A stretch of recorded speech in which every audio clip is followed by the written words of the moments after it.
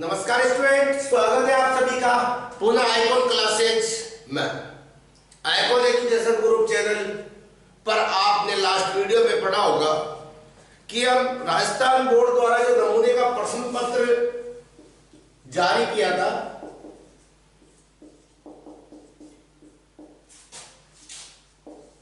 उस प्रश्न पत्र के ऊपर अपन चर्चाएं कर रहे थे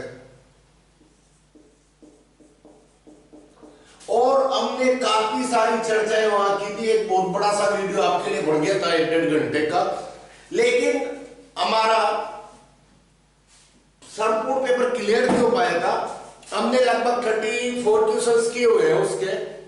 हमने पहले वाले क्वेश्चन के 12 भाग वहां कर लिए हैं, दूसरे वाले क्वेश्चन के 6 भाग कर लिए हैं, तीसरे वाले क्वेश्चन के 12 भाग कर लिए हैं और 4 से लेके 6 तक के भी क्वेश्चन पढ़ने कर लिए, सॉरी 7 तक के क्वेश्चन पढ़ने कर लिए लास्ट वाले वीडियो में।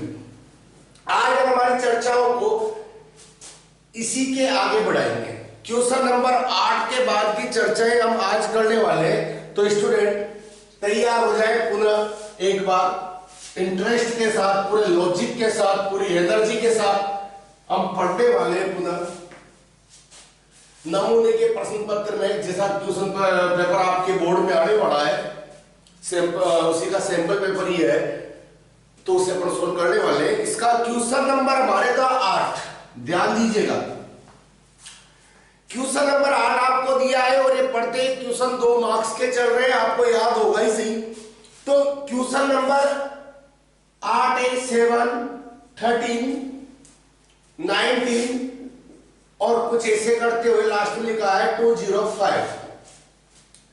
आपको एक एपी दी गई है, ये आपको एक एपी दी गई है और आपसे पूछा गया है इस एपी में कितने पद हैं। ये आगे की कुल मिला के आपको से पदों की संख्या आपकी पूछी गई है। ठीक है, हम करते बात कितने पद हैं। देखो, हमने कल भी एपी वाले क्वेश्चन किए थे और आज भी कर रहे हैं और लास्ट क्वेश्चन है एपी का। इसके बाद पेपर में कोई क्वेश्चन नहीं होगा एपी का। एक एक नंबर के 2 क्वेश्चन हमने एपी के पहले किए, 2 नंबर का एक क्वेश्चन यहां से कर रहे हैं। टोटल एपी कितने नंबर की थी? 4 नंबर की, और 4 नंबर यहां पे कंप्लीट हो जाएंगे क्वेश्चन नंबर 8 तक। ध्यान दीजिएगा, यहां पर जो सबसे पहले आता है वो आपका कहलाता है प्रथम पद। इसके बाद हम बातें करते हैं सार्व अंतर कितना है। तो सार्व अंतर मींस डी क्या होता था मैंने बताया, पिछले वाले पद में से पीछे वाले पद में से आगे वाले पद को घटाना है। यानी 13 में से 7 घटा लो या 19 में से 13 घटा लो। 13 में से 7 गए तो 6 बचे, यानी कि आपका सार्वंतर है 6 का। आपको यह देखना है ये पद कौन से नंबर पे आ रहा है। जैसे ये पहले नंबर पे, ये दूसरा पद है, ये तीसरे नंबर पे। अगर ये 50वां पद हुआ तो हमारी एपी में 50 पद है। ये 100वां पद हुआ तो हमारी एपी में 100वां पद है, 100 पद है। तो हमें निकालना यह है कि ये जो हमें 205 दिया हुआ है ये कौन से नंबर का पद है। तो आप यहां माना कि 205 एनवा पद है। कौन सा पद है साहब? एनवा पद। ध्यान देना, अर्थात हम कहना चाह रहे हैं एन बराबर कितना है? 205 है। इसके बाद हम जानते हैं कि एन का जो फॉर्मूला होता है, बेसिक फॉर्मूला है, पहला फॉर्मूला आप अच्छी तरह जानते होंगे, a + n - 1 d होता है और इसकी वैल्यू दी हुई है 205। I am right? Then you know apple हमारे पास है 7 + n - 1, d की वैल्यू हमने निकाल ली है 6 है, बराबर 205। राइट, चलो सोल्व करते हैं इसे। बड़ा इजी सी इक्वेशन बनी है। 6 से n मल्टीप्लाई हुआ, या तो ऐसा कीजिएगा, देखो 2 तरीके हैं, आप कैसे भी चल जाना। 7 को पहले ही पीछे भेज दो, कितना हो गया? 205 - 7, 7 पीछे गया, पक्षांतरण के चिन्ह बदलेगा। n - 1 × 6 बराबर यहां पे कितना बचा? 198, 110। अब n - 1 के मल्टीप्लाई में 6, तो हम 6 को पीछे भेजना चाहेंगे तो ये कहां जाएगा? बटे में जाएगा और हमने यहां पे भेज दिया। यू नो दैट 6 × 18 फिर एक बचा 18 हुए 6 18, यानी n अगर आपको चाहिए तो 1 को पीछे भेज दें, 33 + 1 हो गया, n = 34 हो गया, यानी कि n बराबर क्या आ गया 34वां पद है। हमारे यह जो 205 दिया है वह 34वां पद है, अतः हम कह देंगे इस एपी में 34 पद है। पदों की संख्या कितनी है 34 है, राइट। बस इतना सा करना है और आपको यहां से भी 2 में से 2 नंबर मिल जाने। अगर क्वेश्चन नंबर 9 की बात करें, क्वेश्चन नंबर 9 की बात करें, 9 वाला क्वेश्चन जो है वह भी सॉरी ये एपी से क्वेश्चन है और ये भी 2 नंबर का है, यानी 2 2 6 3 7। ओके सॉरी, पहले के लिए 3 अंकों वाली कितनी संख्या 7 से भाज्य है। अब देखना क्वेश्चन 3 अंक वाली संख्या है, 3 अंकों वाली संख्या है जो 7 से भाज्य, जो 7 से भाज्य वह कितनी है ऐसा हमसे पूछा गया है। क्लियर, निकालते कितनी है, शायद ऐसा ही कुछ मेथड जैसे आपने यहां निकाले पद कितने, पहले तो ये पता करो ना 3 अंकों वाली संख्या होती क्या है। 99 तक आपको पता है 2 अंकों की संख्या होती है। अगर कहीं से शुरुआत होती है पहले 3 अंकों वाली संख्या की तो वो होती है 1000 से। कहां से शुरुआत होगी साहब 1000 से। तो पहली 3 अंक वाली संख्या 1000 है और लास्ट 3 अंक वाली संख्या 999999 है, 999। सॉरी पहली हमारी संख्या 3 अंकों वाली 100 है और अंतिम संख्या हमारी 999 है, 3 अंकों वाली। अब इसमें आपको ये देखना है कौन कौन सी संख्या है 7 से भाज्य है। तो 100 में 7 का भाग जाता है क्या, नहीं जाता, आपका जवाब होगा। चलो 101 में जाता है क्या, नहीं जाता है। 102 में जाता है क्या, नहीं जाता है।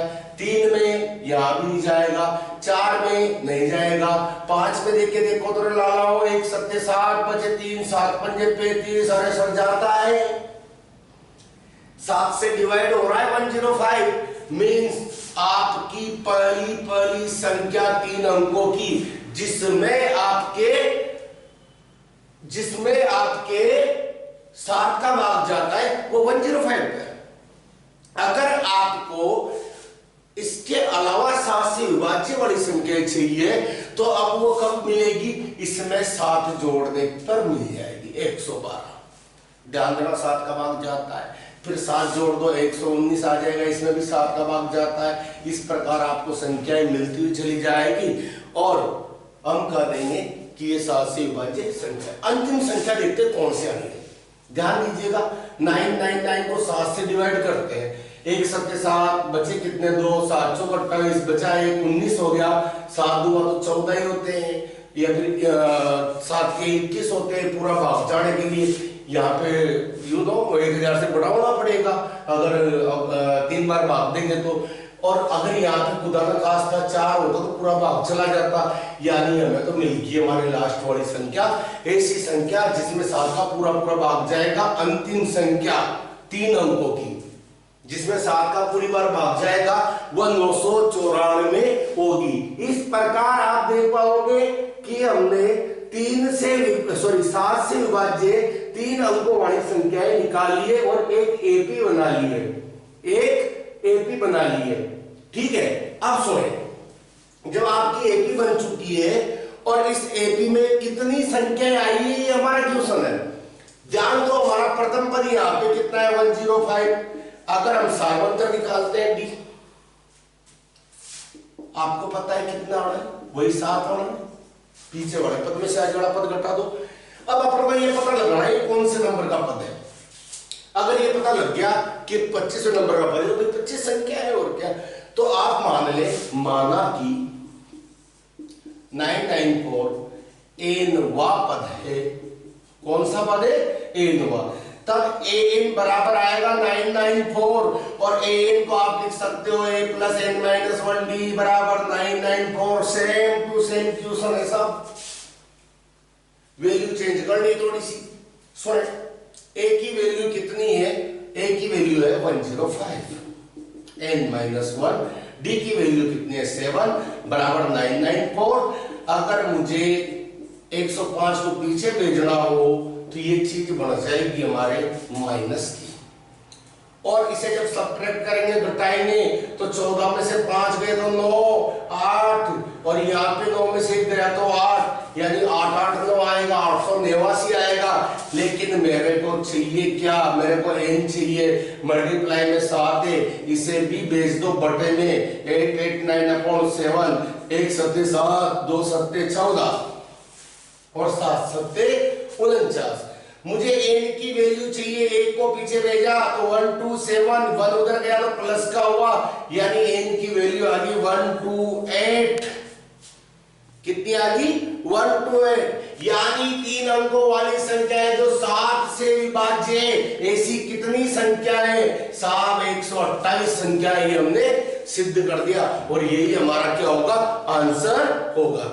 इस प्रकार हमारी क्वेश्चन नंबर 8 और क्वेश्चन नंबर 9 क्लियर हुआ। जो हमारा क्वेश्चन नंबर 10 आ रहा है साहब वह रचनाओं से संबंधित है। क्वेश्चन 10 और क्वेश्चन 11 आपके रचना वाली एक्सरसाइज से आना है, मतलब प्रश्नावली 11 से आना है। देखते हैं कैसा वाला क्वेश्चन बन सकता है। देखो आपने 3 टाइप की रचनाएं की हुई है प्रश्नावली 11 में। क्वेश्चन कहां से आ सकता है, एक तो वो कोई रेखाखंड देगा, उसे किसी अनुपात में विभाजित करवाएगा, या फिर एक त्रिभुज दे देगा और उसके संगत समभुज त्रिभुज बनवाएगा, राइट। उसके संगत कोई त्रिभुज बनाएगा जिसमें वो स्केल गुणा कुछ दे देगा, 2/3 है उसकी भुजा है, या 3/4 है, जो भी देगा वो दे देगा। और एक किसी वर्त पर स्पर्श रेखाओं की रचना करवाएगा। ये 3 टाइप के क्वेश्चन है। मॉडल पेपर में नमूने के प्रश्न पत्र में जो दिया हुआ है क्वेश्चन नंबर 10 वो इस प्रकार से है, ध्यान दें। इसमें कहा है कि 5 सेमी लंबा एक रेखाखंड खींचिए। हमने कहा 5 सेमी लंबा रेखाखंड खींचिए। मान लो रेखाखंड ए बी है, इसकी लंबाई कितनी है 5 सेमी, क्लियर। और इसे आप 2:3 में विभाजित कीजिए। इसमें थोड़ा नंबर 2 भी चल जाता है क्योंकि उपकरण क्या है कि आपके प्रॉपर वर्क नहीं कर पाते हैं। तो अगर आप क्लियर आंसर शुद्ध आंसर लाना चाहो तो थोड़ा बहुत नंबर 2 भी चलाया जा सकता है, लेकिन पहले पर तरीका सीखेंगे। तरीका क्या है ध्यान दीजिएगा। ए और बी आप पैमाने की सहायता से एक रेखाखंड खींचोगे जिसकी लंबाई होगी 5 सेमी, क्लियर। इसके ए बिंदु पर आप न्यून कोण बनाती हुई एक किरण खींचोगे। किरण कह सकते हैं, इसका उद्गम पता हो अंत पता नहीं हो, आप रेखा भी बोल सकते हो नॉर्मली, पर वो होती किरण है। एक किरण टाइप का खींचोगे या एक रेखाखंड ही खींच देना, सीमित लंबाई है तो ठीक है। अब इन दोनों का योग कितना हो रहा है, जो अनुपात आपको दिया है इसका योग हो रहा है 5। आप प्रकार लेना, प्रकार में 1 सेमी 1.5 सेमी ऐसा कुछ उसे फिक्स करना, सुइटेबल जो आपको लग रहा हो, और इस वाले इसे AX नाम देता हूं। इस वाले रेखाखंड पर बराबर बराबर 5 भाग करना। बात कैसे करोगे, तरीका होता है।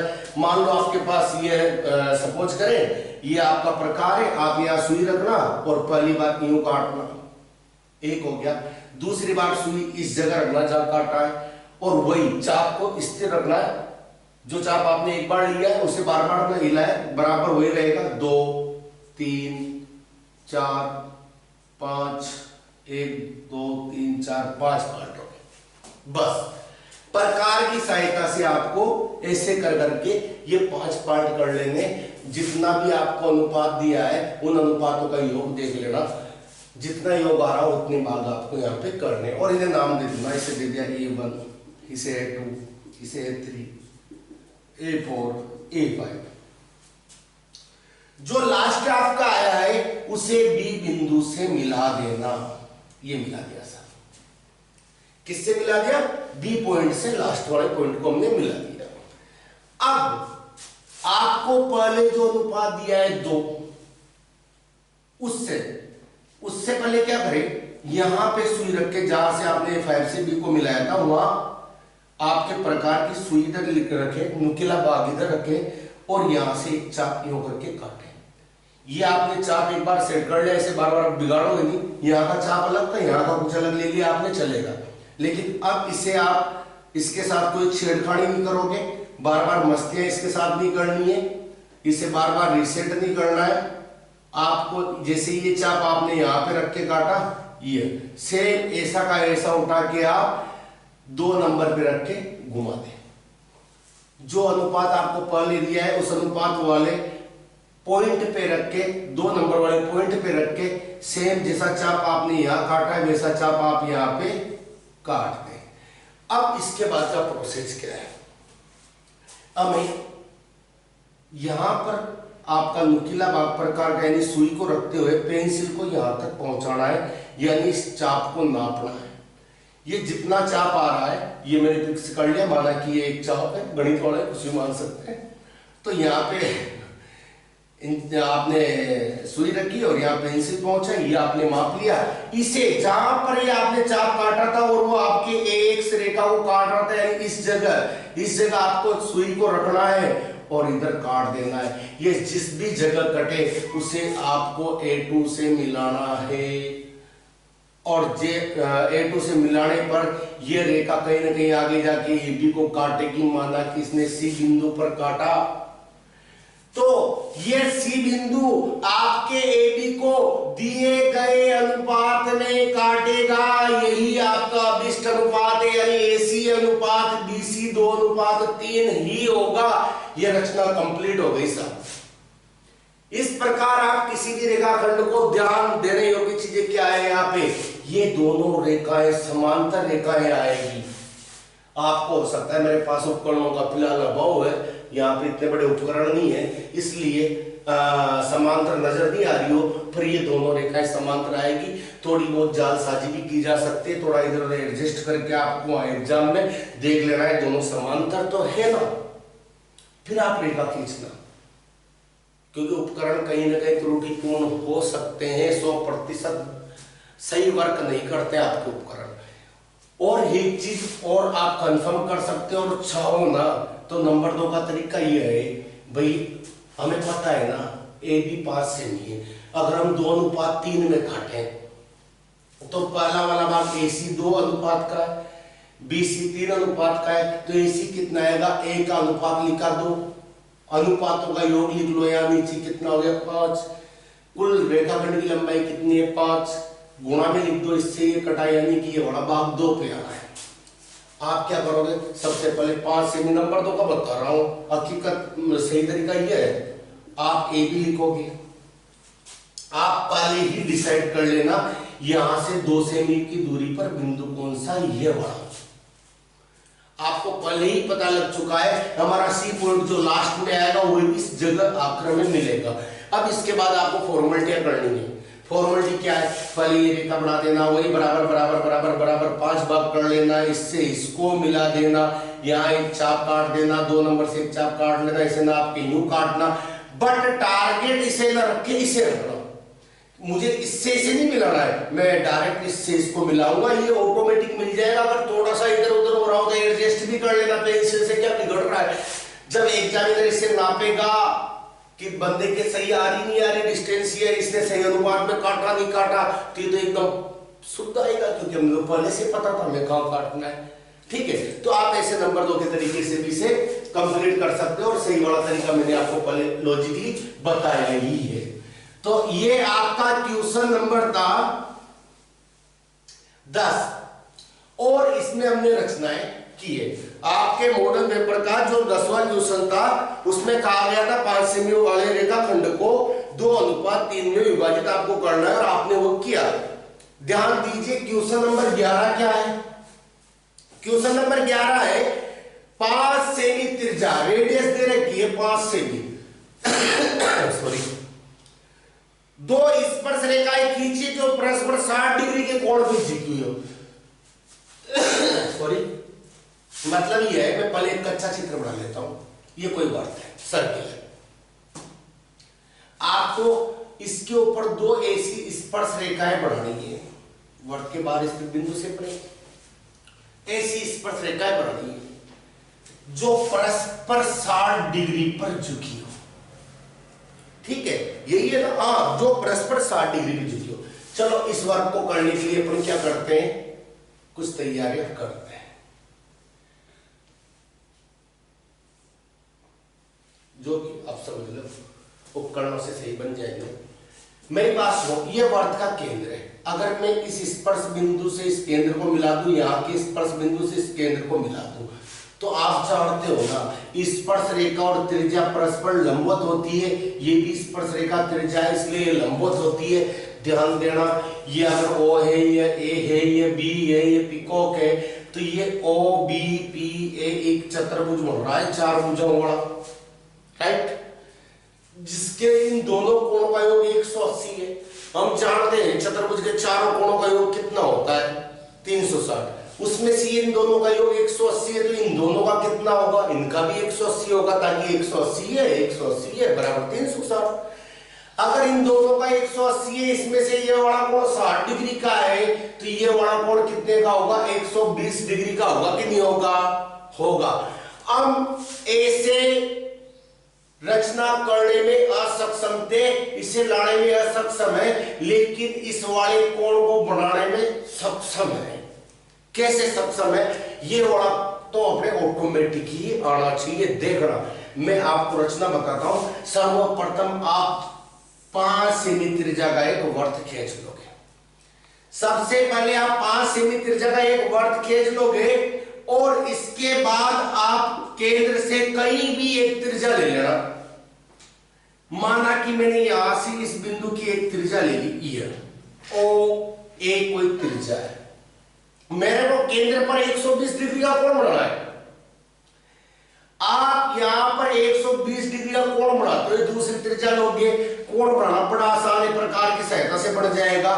आप एक चाप काटोगे, उसी चाप को यहाँ पे आपकी सुई को रखोगे, पहली बार जो काटोगे वो 60 डिग्री का कोण होगा, यहाँ पे सुई रख के अगली बार जो काटोगे वो 120 डिग्री का कोण होगा, और आप इससे इसे मिला दोगे तो ये आपके 120 का कोण हो गया।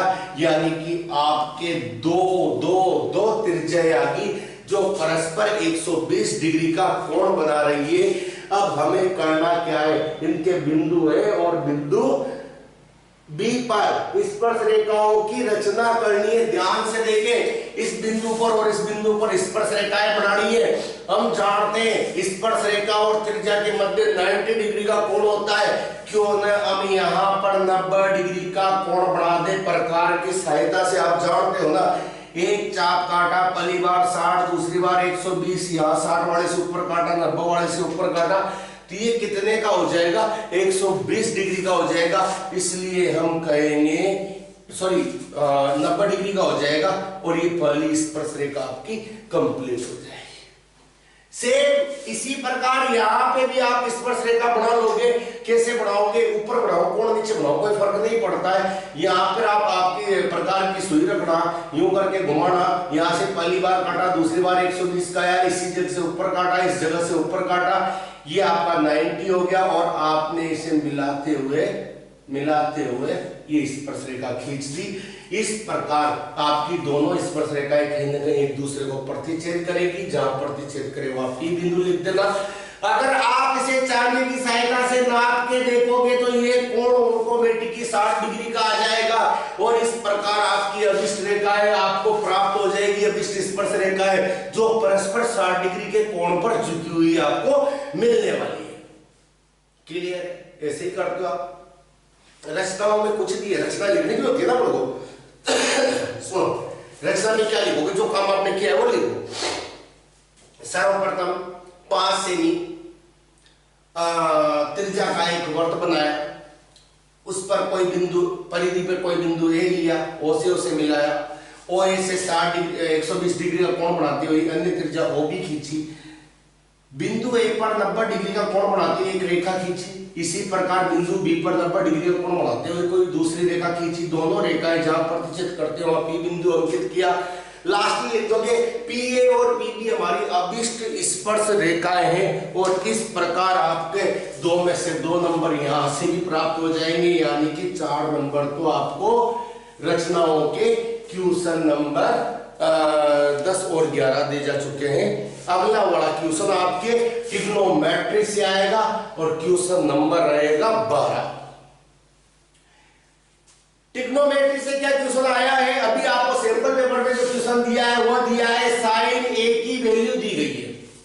क्या दिए लगाओ, साइन ए की वैल्यू कितनी है 3/4। और अब आपसे कहा गया है क्या आप कोस ए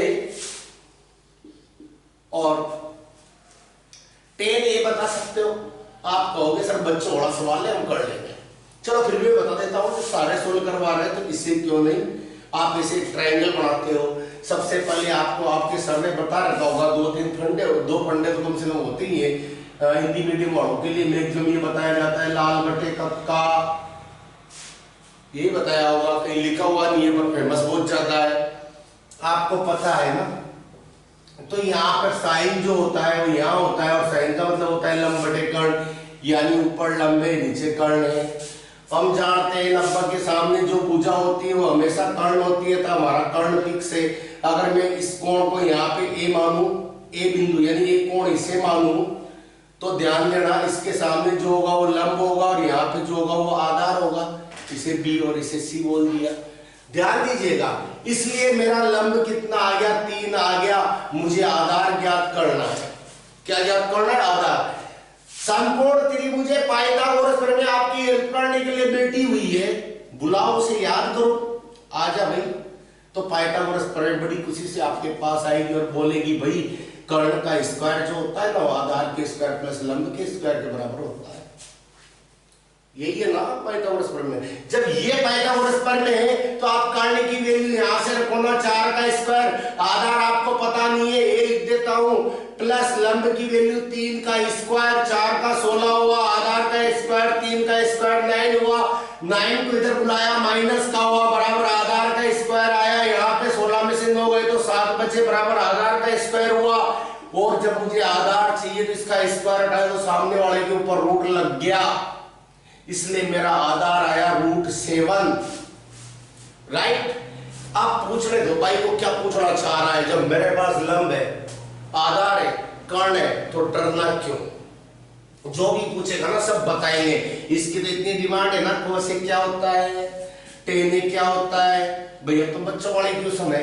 हम जानते हैं कोस की जो वैल्यू होती है, कोस का जो फॉर्मूला होगा वो आधार बटे कर्ण होगा, और हमारे आधार √7 है, कर्ण हमारे 4 है, इसलिए कोस a की वैल्यू √7/4 है। tan जो होता है वो लंब बटे आधार होता है यहां से, और ये देखो लंब बटे आधार, लंब हमारे पास 3 है, आधार हमारे पास √7 है, इसलिए यहां से हमारे tan a का मान आ गया 3/√7। इस प्रकार ये वाला क्वेश्चन भी आपका हो गया कंप्लीट। और क्वेश्चन नंबर 13 की करते हैं बात। क्वेश्चन नंबर 13 पुनः आपके ट्रिग्नोमेट्री से आया हुआ है। क्वेश्चन है 2tan square 45 plus cos square 30 minus sine square 60, minus sine square 60। ये आपका क्वेश्चन है, ये आपका क्वेश्चन है। ध्यान दो, मैंने बताया ऐसे वाले क्वेश्चन में आपको टेबल की इंपॉर्टेंस ही, और अपन ने टेबल एक वीडियो में बनाई हुई है, अगर किसी को नहीं आती तो आप जानकारी के लिए बता दो, आप वहां से जाके सीख सकते हो। और आपको याद नहीं करनी होती, बनाना सीखना होता है। एग्जाम में जाते से आप पीछे वाले पेज में से बना सकते हो, जो आपको कॉपी दी जाएगी ना। तो लिखे देखना, आपको इसके मान कहां से रखने हैं, टेबल से रखने हैं। आप देखोगे tan 45 की वैल्यू सर 1 होती है, बिल्कुल यही होती है। चलो कोस 30 की वैल्यू सर √3/2 होती है, साइन 60 की वैल्यू सर इसकी भी √3/2 होती है, का स्क्वायर। आपको में चमक आ जानी चाहिए दोनों को देख के, सोल्व नहीं करना है। ये जो भी आइटम रहा होगा, ये जो भी आइटम रहा होगा, मुझे तो दोनों सेम सेम दिख रहे हैं, सोल्व करना बहुत दूर की बात है। दोनों सेम सेम है, जातियां इनकी अलग अलग है, एक प्लस का है ना एक माइनस का है।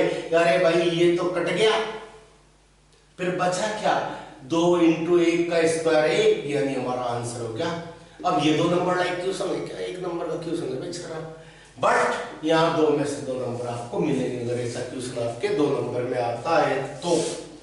क्वेश्चन नंबर 14 की बात करते हैं। क्वेश्चन नंबर 14 बोलता है, ये आपके स्टैटिक से लिया गया है, यानी क्वेश्चन नंबर 14 प्रश्नावली 14 का है। क्वेश्चन नंबर 14 प्रश्नावली 14 का है और इसमें बताया गया है कि आपको निम्न बंटन का माध्य ज्ञात करना है। एक टेबल दी हुई है, मैं उसे लिख देता हूं, जिसमें इधर प्राप्तांक है और इधर छात्र संख्या है। छात्र संख्या ध्यान से देखना, प्राप्तांक क्या है और छात्र संख्या क्या है? 25, 35, 45, 25, 35, 45, 55, 65, 55, 65 और छात्रों की संख्या यहां पे लिखी हुई है 4, 28 और 42, 20, 6, 42, 20 और 6। ये आपकी छात्रों की संख्या है और आपसे एक सिंपल सी डिमांड की है, समांतर माध्य ज्ञात कीजिए। x बार आपको निकालना है।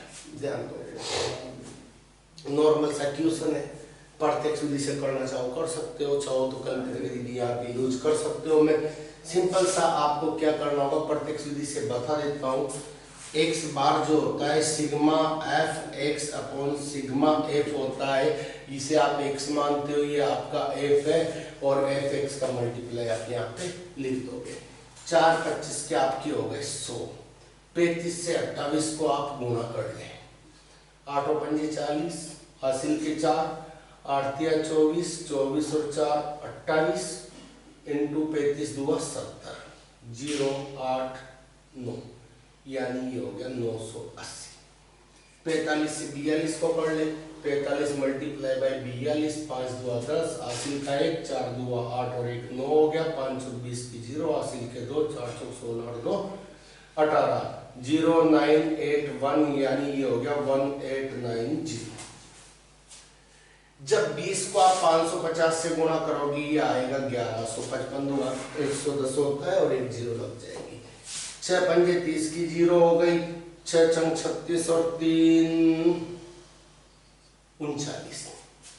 सिग्मा एफ क्या होता है? ये सिग्मा जो साइन है ना, इसका मतलब ये होता है इसके पीछे जो भी लिखे हैं उन सभी का योग। आप इन सभी को जोड़ ले, 0 0 0 0 0 9 9 9 18 18 और 8 कितना हो गया 26। बचे 2 और 1 3 3 और 9 12 12 और 8 20 20 और 1 21 21 और 3 24, हासिल के 2 3 4 4 4 6 0, ये आपके यहाँ पे आया। इन सभी को आप जोड़ लें, 28 4 32 32 2 34 34 और 40 74 74 6 80 20 100, ये पूरा आपके आ रहा है 100। इसलिए आपका आंसर हो जाएगा सिग्मा एफ एक्स आया 4460, सिग्मा एफ आया आपके 10010 से 0 गई, इसका एक अंक छोड़ के दशमलव लगा दे 44.6। एक्स बार बराबर प्राप्तांक है तो इसे यहाँ पे अंक जरूर लिखे, इकाई अवश्य लगाए। इस प्रकार आपका क्वेश्चन नंबर 14 भी कंप्लीट हो चुका है। अब आगे वाले क्वेश्चन पे बढ़ते हैं। ये वाला क्वेश्चन यानी क्वेश्चन नंबर 16 आपके 2-2 नंबर वाले क्वेश्चंस में से सबसे लास्ट वाला क्वेश्चन है और सबसे लास्ट वाली एक्सरसाइज से आपको दिया गया है, यानी प्रायिकता से आपके आने वाला है क्वेश्चन नंबर 16। और प्रायिकता वाला क्वेश्चन कैसा है इसे एक बार देख लेते हैं। वैसे सबसे इजी एक्सरसाइज अगर आपके बच्चों के अकॉर्डिंग अगर 10th क्लास में होती है तो वो प्रायिकता होती है। और प्रायिकता वाला क्वेश्चन 2 नंबर का क्वेश्चन नंबर 16 पे आपको प्राप्त होने वाला है। और क्वेश्चन क्या है ध्यान दीजिएगा, एक थैले में 5 सफेद गेंद है। सफेद गेंद कितनी है साहब? बराबर 5। और लाल गेंद ये लाल गेंद है 2। इस थैले में से गेंद यादृच्छा यानी बिना किसी भेदभाव के, बिना किसी पक्षपात के निकाली गई है। तो इसकी क्या प्रायिकता है कि निकाली गई गेंद लाल हो और सफेद हो। ध्यान देना, आपको देखना है कुल गेंद कितनी है। तो हम कहेंगे सर 5 और 2 जोड़े तो 7 गेंदें। अब एक थैले में रखी हुई है, कोई भेदभाव नहीं किया जा रहा है, हाथ डाला जा रहा है, थैले में से एक बॉल निकाली जा रही है। वह लाल भी हो सकती है, वह सफेद भी हो सकती है। आपको प्रायिकता बतानी है कि लाल होने की प्रायिकता क्या है और सफेद होने की प्रायिकता क्या है।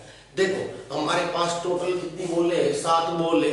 7 में से कौन सी बॉल निकल सकती है, यानी कि कुल परिणाम तो कितने हो सकते हैं, 7 परिणाम हो सकते हैं। तो हम कहेंगे कुल संभावित परिणाम जो है वह तो हमारे होंगे 7।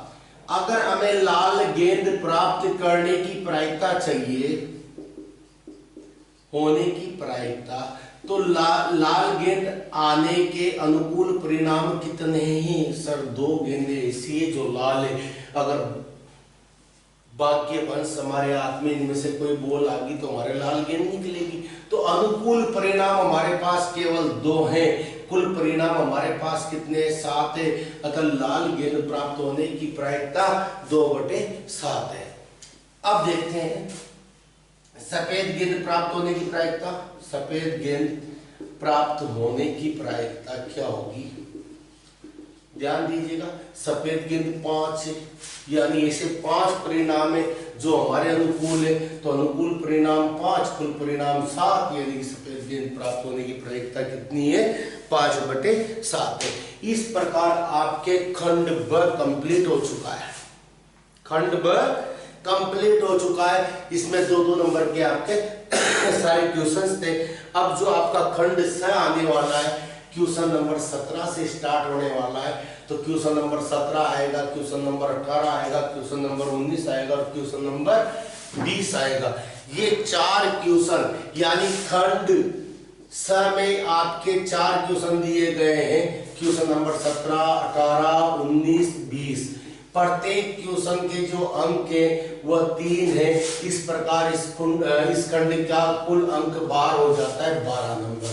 4 क्वेश्चन 3-3 नंबर के, यानी 12 नंबर के टोटल यहां से क्वेश्चन है। अब ये 3-3 नंबर वाले क्वेश्चन कौन सी एक्सरसाइज से आएंगे, 17वां क्वेश्चन किससे आएगा, ये सब मैं पहले बता चुका हूं। और यहाँ पर सबसे बड़ी जो आपके लिए अवसर है वो क्या है, वो अवसर ये था कि यहाँ पे प्रत्येक क्वेश्चन के अथवा में अन्य क्वेश्चन दिया होगा। आपको ऊपर वाला करो या नीचे वाला करो, ये आपकी मर्जी के ऊपर डिपेंड करेगा। तो मेरा तो कहना यह है कि यहाँ तो बहुत अच्छा गाइडेंस आपको मिलने वाला है कि आपको बिना किसी परेशानी के, अगर ऊपर वाला नहीं आ रहा है तो नीचे वाला पढ़ पाएगा। कौन सी वाली एक्सरसाइज से कौन सा क्वेश्चन आने वाला है, 17 वाला क्वेश्चन कहाँ से आएगा, 18वां क्वेश्चन कहाँ से आएगा, ये देख लेते हैं। तो क्वेश्चन नंबर 17 जो 3 नंबर का पहला क्वेश्चन होगा वो आपको मिलेगा एपी से। फिर से एपी से क्वेश्चन आ गया, मैंने कुछ गलत बोल दिया था शुरुआत में कि एपी का लास्ट क्वेश्चन है। एपी का क्वेश्चन नंबर 17 आया है। अब एपी से क्वेश्चन नंबर 17 मिल रहा है और यहाँ 2 चांस है, आप अथवा वाला ऊपर वाला करो या नीचे वाला करो। जो आपके नमूने के प्रश्न पत्र में दिया है, हम उस क्वेश्चंस को देखते हैं। इसमें जो पहला क्वेश्चन दिया है 17 में, वह दिया है यदि किसी समांतर श्रेणी के दूसरे और तीसरे पद क्रमशः 24 और 28 हो। आपको दे रखा है दूसरा पद दिया हुआ है और एक कौन सा पद दिया हुआ है, तीसरे पद। दूसरा और तीसरा पद आपको दिया हुआ है, एक 24 है और दूसरा कितना है, 28 है। दूसरा और तीसरा पद आपको दिया हुआ है। तो आपसे कहा गया है श्रेणी के पहले 61 पदों का योग निकालना है, यानी आपको इस 61 निकालना है। 3 नंबर का क्वेश्चन है, 61 पदों का योग आपको निकालना है। आपको दूसरा पद दिया है और तीसरा पद दिया है, ध्यान दीजिएगा। यहां पर आपको करना यह है, A2 को आप जानते हो सर, A+B होता है। क्या होता है, A+D। A3 क्या होता है आपको पता है ना, मैंने कल भी बताया था, 2D रह जाएगा। A+ A11 क्या होगा A+10D, A20 क्या होगा A+19D, ऐसे। तो 2 है तो 1D आ गया, 1 लिखने की आवश्यकता नहीं है। अतः A+D बराबर कितना आ गया 24, A+2D बराबर कितना आ गया 28। देखो कल की तरह आप चाहो तो विलोपन विधि लगा के A और D की वैल्यू निकाल लोगे और फिर A61 निकालने में कोई समस्या नहीं होगी विलोपन विधि से। बट अगर आप चाहो तो बिना विलोपन विधि भी यहाँ पे काम चल रहा है, A और D निकाला जा सकता है, क्योंकि आपको दूसरा और तीसरा पद दिया है और मैंने आपको बताया था सार्वंतर जो होता है पीछे वाले पद में से आगे वाला पद घटाने में प्राप्त होता है, तीसरा पद जो होता है दूसरे के बाद में आता है। इसलिए तीसरे वाले पद में से अगर मैं दूसरे वाले पद को डायरेक्ट घटा दूं तब भी मेरे को D मिल जाएगा, यानी कि 28 में से दूसरा पद कितना है 24 घटाने में मेरे को कितना मिल गया 4, और ये मेरा सार्वंतर है। इस मान को चाहे तो 1 में रखो चाहे 2 में रखो, आपको A भी मिल जाएगा प्रथम पद। मैंने मान 1 में रखा, 1 में रखा तो देखता हूं A+D, D का मान कितना है 4 बराबर हुआ 24, इसलिए A की वैल्यू आई 24 - 4, पीछे भेजा माइनस का हो गया, इसका मीन्स 20, मेरा प्रथम पद आ गया 20। ध्यान दीजिएगा, अपन को चाहिए क्या 61 पदों का योग। आपके पास फॉर्मूला है, एक तो अंतिम पदों वाला है और एक ये वाला फॉर्मूला है n पदों के योग का। Sn बराबर n/2 2a + n-1d, यही है। इसमें आप मान रख दे मुझे 67 पदों का 61 पदों का 61 पदों का योग चाहिए, तो n की जगह 61 आ गया, अपॉन में 2 आ गया, 2a की वैल्यू मेरे पास 20 है प्लस n की वैल्यू मेरे पास 61 है -1 हुआ, d की वैल्यू मेरे पास कितनी है 4 है, ये मैंने लिखा।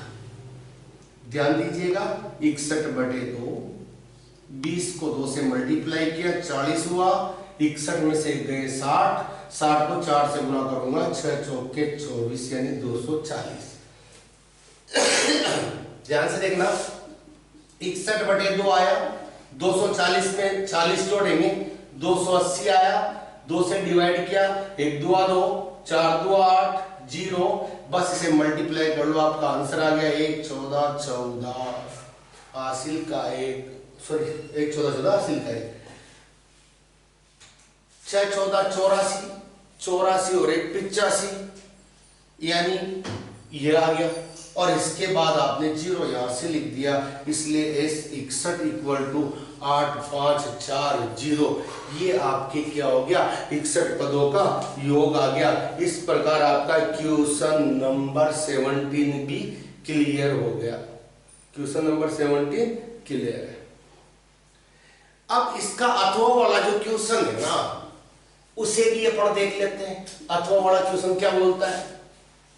अथवा वाले क्वेश्चन में बताया गया है कि 2 और 101 के मध्य, 2 तथा 101 के मध्य 5 से विभाज्य होने वाली प्राकृत संख्याओं का योगफल ज्ञात कीजिए। 5 से विभाज्य प्राकृत संख्याओं का आपको क्या करना है? योग ज्ञात करना है। ध्यान देना 2 और 105 के बीच में 5 से विभाज्य होने वाली पहली संख्या आएगी 5, जिसमें 5 का भाग जाता है, दूसरी आएगी 10, तीसरी 15, चौथी 20। इस प्रकार 101 में तो भाग नहीं जाता, इसके पहले वाली देखेंगे 100 में 5 का भाग जाता है। ये संख्या है, वह संख्या है जो 1 से 101 के मध्य 5 से विभाज्य होती है। अब आपको इन सभी संख्याओं का योग ज्ञात करना है। पहली चीज तो योग ज्ञात करने के लिए आपके पास 2 फॉर्मूले, पहला फॉर्मूला आपने ये वाला देखा है, दूसरा फॉर्मूला अगर अंतिम पद पता हो तो n/2 a + nवां पद यानी अंतिम पद l, ये वाला फॉर्मूला है। लेकिन n हमें यहां भी चाहिए और यहां भी चाहिए, तो हमें पता होना चाहिए ये कितनी संख्या है, तब जाके हम इनका योग निकाल पाएंगे, राइट। तो वैसे तो नॉर्मली आपको पता लग रहा होगा कि यहां से यहां तक हमें कॉमन सेंस है भाई, 5 5 5 5 का भाग 100 में दे लो ना यार, 100 में 5 का भाग दे लो, 20 संख्या है वैसे, लेकिन अपन ऐसे नहीं निकालेंगे, नियम कायदे से चलेंगे वहां तक कि हमारा प्रथम पद 5 है, सार्वंतर 10 में से 5 गए तो 5 है, माना कि इसमें n संख्या है तो nवा पद हमारे 100 है, जो अपन 2-2 नंबर वाले क्वेश्चंस में कर जैसे वैसे ही इसे हमने लिखा n-1d बराबर 100, a की वैल्यू 5 है, n-1 d की वैल्यू यहाँ पे कितनी है, d की वैल्यू 5 है बराबर 100, सबसे पहले 5 को पीछे भेजा, n-1 into 5 equal to 100 - 5, n-1 into 5 बराबर 95, n-1 बराबर 5 मल्टीप्लाई में कहाँ चला जाएगा अपोन में, इससे ये कटा 19 बार, n चाहिए, एक को पीछे भेजा, 19 और 1 कितने हो गए 20, हमने पहले ही कहा था ऐसी संख्याओं की संख्या कितनी है जो 5 विभाज्य है वो 20 है, और अब हमने साबित भी कर दिया कि ये 20 संख्या है। अब इनका योग क्या होगा, यानी हमें S20 चाहिए, हमने कहा हमारे पास तो फॉर्मूला है ना, बटा बड़ा क्यों लगाए, जो हमें अंतिम पद पता है, अंतिम पद को n से लिख दो या a से लिख दो चलता है। आपने कहा सर 20 पद है, प्रथम पद हमारे पास 5 है, अंतिम पद 100 है, इसलिए ये 10 बार कटाना सर, और ये 5 से 105 जोड़े तो 105 हो गए, और ये हो गया 1050, अर्थात 2 से 101 के मध्य 5 से विभाज्य होने वाले जो प्राकृत संख्या है उन सभी का योग 1050 होगा। इस प्रकार आप या तो ये वाला क्वेश्चन करोगे या फिर इसमें से ये करोगे, अथवा का मतलब ये होता है जो आपको दोनों में से बेटर आता हो आप उस वाले क्वेश्चन को अटेम्प्ट करना और बाकी दूसरे को छोड़ देना। मैंने आपको दोनों क्वेश्चन करवा दिए। अब बात करेंगे क्वेश्चन नंबर 18 की, क्वेश्चन नंबर 18 की, वहां भी आपको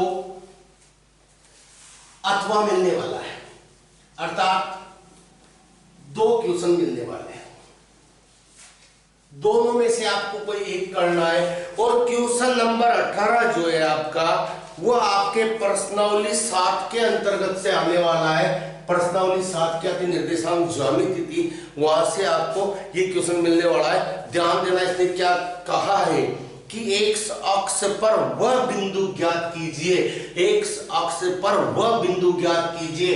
कुछ बाकी सवालों करने से पहले मैं आपको बताना चाहता हूं, ये x अक्ष है, ये y अक्ष है।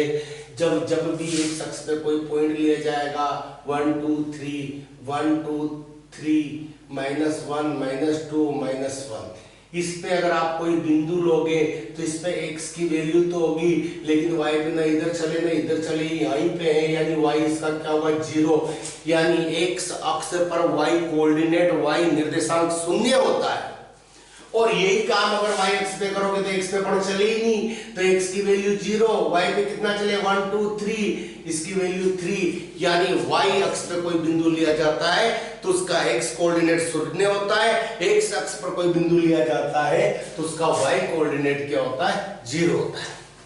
क्लियर? अब हम क्वेश्चन करेंगे। क्वेश्चन वाला बोला x अक्ष पर वो बिंदु ज्ञात करो। अगर x अक्ष पे कोई बिंदु ज्ञात करना है और हमें मानना है, हमने मान लिया, माना वह बिंदु, अब x अक्ष पे कोई बिंदु है तो उसके बारे में कम से कम एक बात तो हम कह ही सकते हैं, भाई x अक्ष पे जिसका हमेशा कोई भी बिंदु होगा उसका y कोऑर्डिनेट तो 0 ही रहेगा। हमें पता नहीं है उस बिंदु का x कोऑर्डिनेट क्या है, x अक्ष पे तो उसे x मान लिया, अतः हमने कदम माना कि वो बिंदु p x0 है। x की वैल्यू क्या होगी वह तो हमें डिफाइन करनी है, वह तो बताना है, लेकिन यह पक्का है कि उसका y कोऑर्डिनेट क्या होगा 0 होगा, क्योंकि ये बिंदु किस अक्ष पर है, x अक्ष पे है। और ये जो बिंदु आपको मिला है ना, ये 2 दिए गए बिंदु है, एक तो है -2 और 3, एक बिंदु यह है, और दूसरा बिंदु आपको दिया गया है -3 और 4। माना कि ये a बिंदु है, ये b बिंदु है, तो इस a बिंदु से इसकी दूरी और इस b बिंदु से इसकी दूरी, जो x अक्ष पे बिंदु है उसकी a बिंदु से दूरी और b बिंदु से दूरी, दोनों दूरियां समान है। क्वेश्चन को आप ढंग से पढ़े एक बार। एक शख्स पर वो बिंदु ज्ञात करना था जो बिंदुओं -2, 3 और -3, 4 से समान दूरी पर स्थित हो अर्थात समदूरस्थ हो, यानी ये बिंदु इससे और इससे बराबर दूरी पे हो और इसे एक शख्स पे भी होना चाहिए। ऐसे वाले बिंदु को के निर्देशांक हमें बताने। हमने कहा एक शख्स पे इसलिए y कोऑर्डिनेट तो 0 हो गया, x कोऑर्डिनेट क्या होगा ये चीज हम बता देंगे। हमें जो दिया है उस पर गौर फरमाइएगा। हमें दिया है P से A की दूरी और B से P की दूरी, ये दोनों बराबर है। P से A की दूरी और P से B की दूरी ये दोनों बराबर है। ये समान दूरी पर स्थित बिंदु था, यानी इससे इसकी दूरी और इससे इसकी दूरी क्या है, समान है। तो इसी के साथ हम कहेंगे जब ये सेम है, PA बराबर BP है, तो अगर मैं इसका वर्ग भी करूं तो इसके वर्ग भी क्या होने चाहिए, बराबर होने चाहिए। ये वर्ग क्यों कर रहा हूं, क्योंकि आपको पता है दो बिंदुओं के मध्य दूरी का मैं फॉर्मूला लिखूंगा। AB बराबर क्या होता है, √x2 - x1 का whole square plus y2 - y1 का होल स्क्वायर होता है। लेकिन अगर मैं इधर स्क्वायर कर दूं, इधर स्क्वायर कर दूं, तो इस स्क्वायर से रूट हट जाता है और मुझे रूट लगाने की आवश्यकता नहीं होती है। अब दोनों तरफ स्क्वायर आया तो मुझे ऐसा वाला रूट लगाने की जरूरत नहीं होगी। ध्यान दीजिए, अब मैं निकाल रहा हूं दूरी PB का स्क्वायर क्या आएगा। ध्यान दो, आगे वाले में से देखो, मेरा तो एक फंडा है बढ़िया सा, मतलब x वाले में से x वाला घटा दो, y वाले में से y वाला घटा दो, उनके स्क्वायर करके जोड़ दो। तो सुना, यहाँ x का कोऑर्डिनेट ये है, यहाँ x का कोऑर्डिनेट ये है। किसी में से भी किसी को भी घटाओ, कोई प्रॉब्लम नहीं है। मतलब इसमें से इसे घटाओ या x में से इसे घटाओ, कोई इशू नहीं है। मैं घटा रहा हूं x में से घटाया -2 को, राइट, और इसका कर दिया मैंने स्क्वायर प्लस, यहाँ सूत्र से क्या है प्लस। अब मैं y वाले में से y वाले को घटा के उसका स्क्वायर करने वाला हूं। यहाँ y का कोऑर्डिनेट क्या है 0 माइनस, यहाँ y का कोऑर्डिनेट है 3, घटाया और इसका स्क्वायर किया, ये दूरी PA का स्क्वायर निकल गया, राइट। अब मैं BP का स्क्वायर निकालना चाहता हूं, यानी इसमें से ये घटाना चाहता हूं।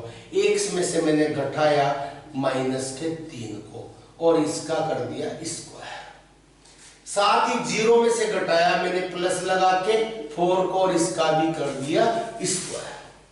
ध्यान से देखें, माइनस माइनस प्लस हो गया और स्क्वायर, -3 का स्क्वायर 9 आ गया, x माइनस माइनस प्लस हो गया और स्क्वायर आ गया, -4 का स्क्वायर 16 हो गया। क्लियर। a प्लस बी के होल स्क्वायर से इसे खोला जा सकता है, जो हमें बताता है a प्लस बी का होल स्क्वायर क्या होता है, a का square plus 2ab plus b का स्क्वायर। यहाँ a का काम x कर रहा है और b का काम 2 कर रहा है, इसलिए हम कहेंगे x का square plus 2ab plus b का स्क्वायर, फॉर्मूला लगा दिया +9। इसे भी a प्लस b के होल स्क्वायर से बोल दो, a का स्क्वायर प्लस 2, a की जगह x, b की जगह 3 प्लस b का यानी 3 का स्क्वायर प्लस के 16, राइट। आप जानते हो 9 क्या होता है, 3 का स्क्वायर होता है, ये भी 3 का स्क्वायर है। इसे मैं इधर लाऊंगा तो माइनस का हो जाएगा और प्लस के 9 में से माइनस के 9 जाएंगे तो खत्म हो जाएगा। तो क्यों इतनी दूर लेके चले, इस बाइक को यही निपटा दो ना। यही बात इन दोनों के साथ, ये x का स्क्वायर है, x का स्क्वायर है, खुदा न खास्ता इसे इधर बुलाऊंगा माइनस का क्या आएगा, फिर प्लस x के स्क्वायर माइनस x के स्क्वायर लड़के खत्म होंगे, 0 होंगे। तो क्यों नहीं ये खत्म कर दे, अपन इसे लड़ाई खत्म। और देखते हैं, बस अब क्या देख रहा है, रोको, अब तो काम करते। 2 दूआ 4x हुआ, 2 का स्क्वायर 4 हुआ, इधर 3 दूआ 6x हुआ और यहाँ पे 16 आया, राइट। इस 6x को इधर बुलाया, माइनस का हुआ, 4 को पीछे भेजा, ये भी माइनस का हुआ, 4 में से 6x गए, माइनस के 2x आए, 16 में से 4 गए, प्लस के 12 आए, मुझे x चाहिए, 12 के बटे -2 चला गया और x की वैल्यू आ गई -6। x की वैल्यू कितनी आ गई साहब, -6। कोई समस्या हो तो आप इसे देख सकते हो। आपके x की वैल्यू कितनी आ गई, -6 आ गई। अतः आप कह दोगे, अतः x अक्ष पर वह बिंदु, हमने उस बिंदु को क्या माना था साहब, P(x)0 माना था। तो x की जगह हमने क्या रख दिया मान, -6। अतः x पर वह बिंदु P-6 है जो इन दो दिए गए बिंदुओं से समान दूरी पर स्थित है। यहीं पर इसके अथवा में एक क्वेश्चन और दिया होगा। अब उस वाले क्वेश्चन को भी इसी के साइड में देख लेते हैं। क्वेश्चन नंबर 18 चल रहा है लेकिन अथवा वाला चलेगा, देखते हैं। दूसरा क्वेश्चन यहाँ पे दिया गया है 11 और 8 और 1 3 को मिलाने वाला, यानी 2 पॉइंट दे रखे हैं, एक 11 8 और दूसरा दिया है 1 3। इन दोनों को मिलाने वाला रेखाखंड माना जिसका नाम AB है। रेखाखंड AB को बिंदु 7 6, यहां पे कोई बिंदु है वो कहीं भी हो सकता है, पर यहां पे मान लिया बिंदु 7 6, इसे C नाम दे देते हैं। ये किस अनुपात में काटेगा AB को, यानी आपको AB एक रेखाखंड दिया गया है और C एक पॉइंट देके कहा है कि ये C पॉइंट AB को किस अनुपात में काटेगा। जब भी आप एक्सरसाइज पढ़ रहे होंगे आपको बताया गया होगा कि अगर आपको कहीं अनुपात ज्ञात करना है तो K अनुपात 1 लेना सुविधाजनक होता है M1 M2 लेने की अपेक्षा। मैं यहां यही करने वाला हूं, मैं मान लूंगा कि बिंदु C, माना कि बिंदु C AB को K अनुपात 1 में काटता है। किस अनुपात में काटता है, K अनुपात 1 में काटता है। ध्यान दीजिएगा, तब C के निर्देशांक कैसे होंगे, तब C के निर्देशांक होंगे K x2 plus x1 upon K plus 1, K y2 plus y1 upon K plus 1। क्या मैं सही हूँ, ये हमारा फॉर्मूला है। अगर हमारे M1 M2 वाला फॉर्मूला जो है उसमें M1 की जगह K रख दो, M2 की जगह 1 रख दो, तो ये फॉर्मूला आ जाता है। जब अपन एक्सरसाइज पढ़ते हैं अच्छे से डिस्कस करते हैं कैसे फॉर्मूला आता है, ध्यान देना। अब C के निर्देशांक तो ऑलरेडी हमारे पास है 7C, आई एम राइट, और यहां से अगर K अनुपात 1 मान के निकालेंगे तो ये है।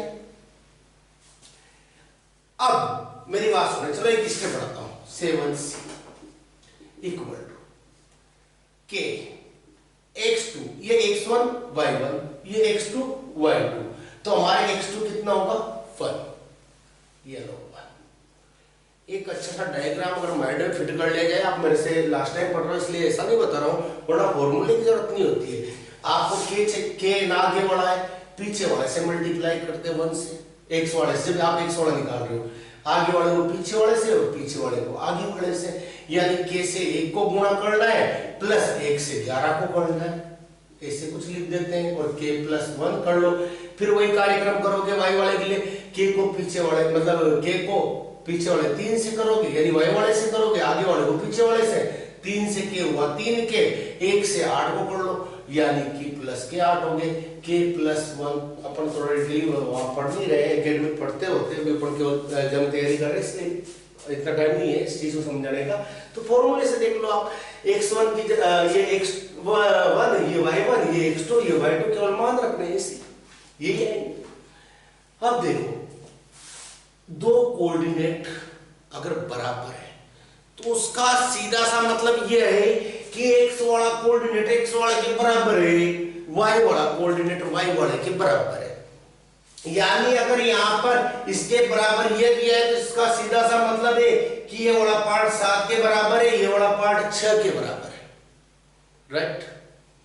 अब आप किसी भी एक पार्ट को लेके बराबर कर लेना, आपको K की वैल्यू मिल जाएगी, आपको अनुपात मिल जाएगा। चाहे तो आप इस वाले को 7 के बराबर करना या y वाले को y वाले के बराबर करना।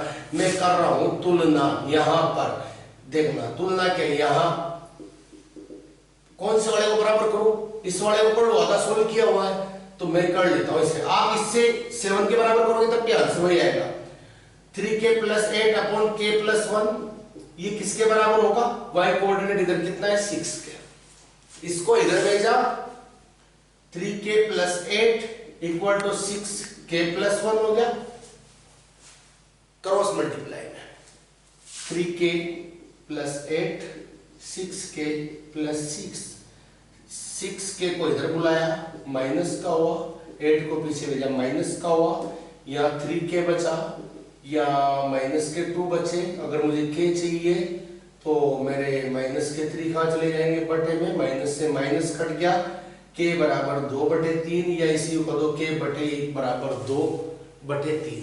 इसे अनुपात में चेंज करोगे k अनुपात 1 किसके बराबर आ जाएगा 2:3 के। अगर मैंने यहाँ पे k अनुपात 1 माना था तो मेरा इसके बराबर आंसर आया 2:3। ये आपका क्वेश्चन हुआ कंप्लीट। क्वेश्चन नंबर 18 भी आपके कंप्लीट हो चुका है। हम बात करते हैं अब क्वेश्चन नंबर 19 की।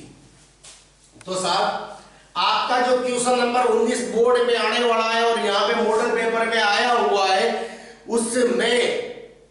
उसमें आपके क्वेश्चन नंबर जो 19 है वो वापस आपको ट्रिग्नोमेट्री से मिलने वाला है। कहां से मिलने वाला है, ट्रिग्नोमेट्री यानी त्रिकोणमिति से आपको वापस क्वेश्चन नंबर 19 जो कि 3 नंबर का क्वेश्चन है, पुनः आपको ट्रिग्नोमेट्री के दर्शन करने को मिलेंगे। और ट्रिग्नोमेट्री से क्वेश्चन नंबर 19 जो बोर्ड में आने वाला है और जो बोर्ड ने नमूने के प्रश्न पत्र में दिया है वो तुम्हारे पास है, बोर्ड में आने वाला क्या है तो भगवान जाने। लेकिन फिलहाल जो बोर्ड ने हमें दिया है वो क्वेश्चन कुछ इस प्रकार है और बड़ा सीधा सा एक क्वेश्चन दिया हुआ है 5 sin 17 upon cos 73 right plus 2 cos 67 upon sin 23 minus 6 sin 15 upon cos 75 का मान ज्ञात कीजिए।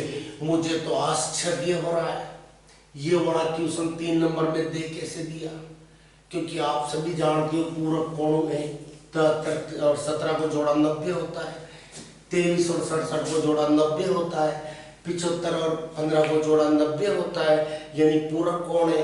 बटे में लिखे यानी इसका मान तो हमेशा 1 होता है, यानी इसका मान 1, इसका मान 1, इसका मान 1, तो 5 को 1 से गुणा किया 5, 2 को 1 से गुणा किया 2, 5 और 2 प्लस की हो गए 7, 6 को 1 से गुणा किया 6, तो 7 में से 6 गए, आंसर आया 1।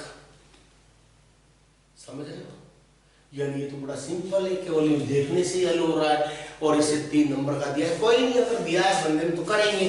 देखो करने का तरीका क्या होगा ना, 5 sin ये पूरक कोण के त्रिकोणमितीय अनुपात हमने 8.3 में पढ़े थे और आपको अच्छे से याद होगा कि 90 में से मैं अगर 73 घटाता हूं तो मुझे वापस 17 मिल जाता है, यानी मैंने 17 को 90 माइनस 73 लिखा है, कुछ गलत तो नहीं किया है ना। 17 को 90 माइनस 73 लिखा, कोई प्रॉब्लम नहीं है, नीचे मुझे कोई परेशानी नहीं है। प्लस 2 cos, यहाँ भी मैंने 90 में से 23 घटाया तो आप जानते हो 67 ही आएगा।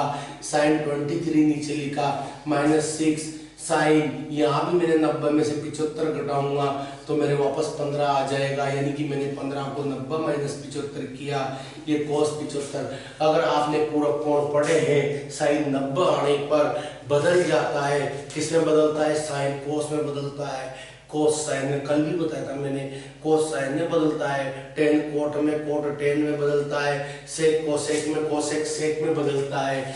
यहाँ पे साइन बदलेगा, साइन किस में बदलेगा, cos में बदलेगा और थीटा यहाँ से आएगा।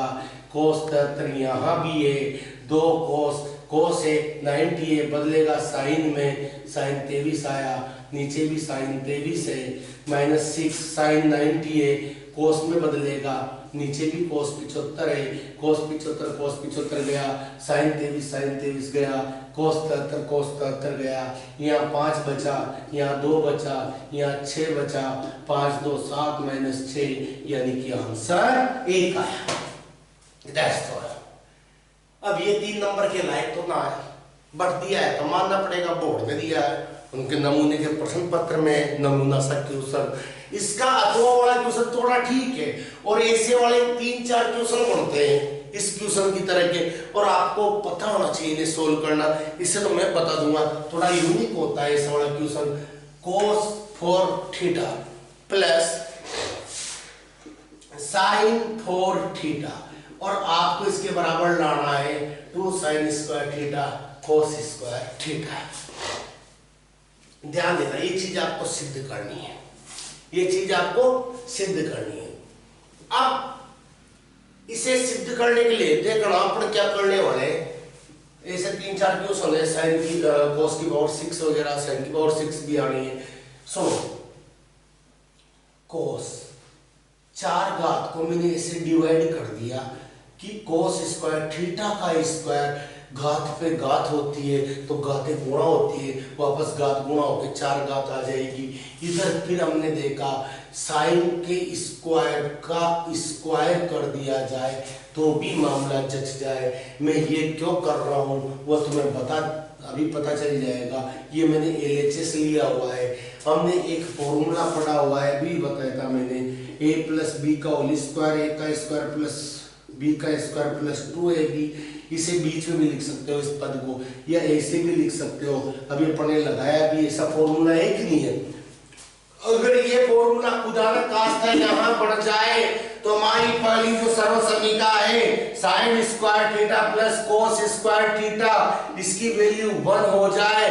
जब अगर ऐसा बना तो ये sin square theta plus cos square theta का स्क्वायर हो जाएगा। इसे मैं 1 लिख दूंगा और 1 का स्क्वायर 1 ही आएगा, मेरे लिए बढ़िया रहेगा। पर उसके लिए मुझे चाहिए 2ab, क्या चाहिए 2ab।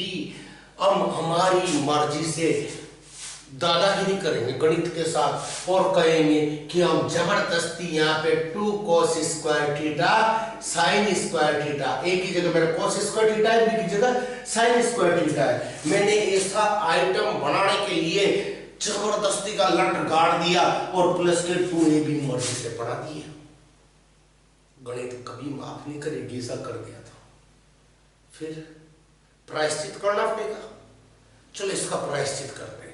जो दादागिरी पढ़े गलती गणित के साथ की है उसका हम प्रायश्चित करेंगे, और प्रायश्चित के रूप में क्या करेंगे, भाई हमसे ये गलती होगी, हमने ये जोड़ दिया, कोई नहीं सॉरी बोलते हैं और अब इतना ही वापस घटा लेते हैं। जितना हमने जोड़ा है उतना हमने वापस घटा दिया। अगर मैंने तेरे से 100 रुपये लिए थे तो मैंने तेरे को 100 रुपये वापस लौटा दिए, मामला शांत होना चाहिए ना। या तूने मेरे को 100 दिए थे, मैंने तुझे वापस दे दिए, मामला बराबर हो जाना चाहिए ना। यहाँ यही है ना, हमने जबरदस्ती ये दिए थे ना, हम वापस माइनस कर रहे हैं, मामला शांत है, बिल्कुल शांत है। अब अपन को चलना नहीं, अपना काम चल गया। हमारे लिए a का स्क्वायर प्लस b का स्क्वायर प्लस 2ab बन गया, और हम इस सारे को क्या कर देंगे, भाई ये तो a प्लस b का होल स्क्वायर है।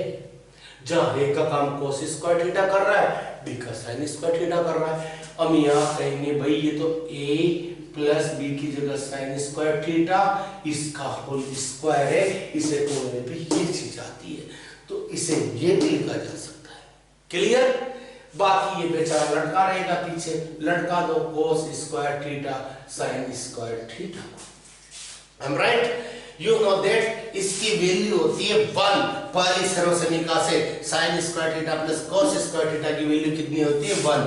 ये हो गया 1 का स्क्वायर, इसका मान 1 और 1 का स्क्वायर -2। आगे पीछे लिख दो, गुणा में क्या फर्क पड़ रहा है, अगर आंसर की तरह का लाना है तो sin स्क्वायर थीटा को पहले लिख दो, cos स्क्वायर थीटा को बाद में लिख दो। 1 का स्क्वायर आप जानते हैं 1 ही होता है, और ये आपका RHS है। इस प्रकार ये सवाल हैंस प्रूव हुआ, सिद्ध हुआ। क्लियर?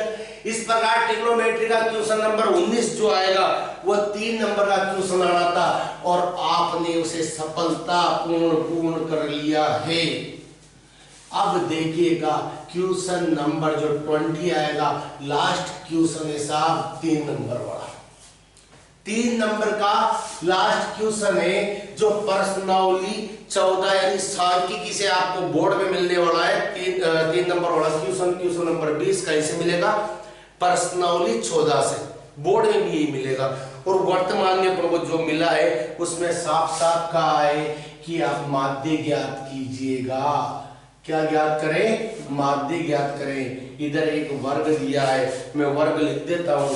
0 से 10, 10 से 20, 20 से 30, 30 से 40,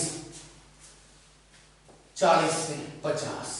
ओके, और यहां पर इसकी फ्रीक्वेंसी यानी बारंबारता दी गई है 6, 10, 13, 7 और 4।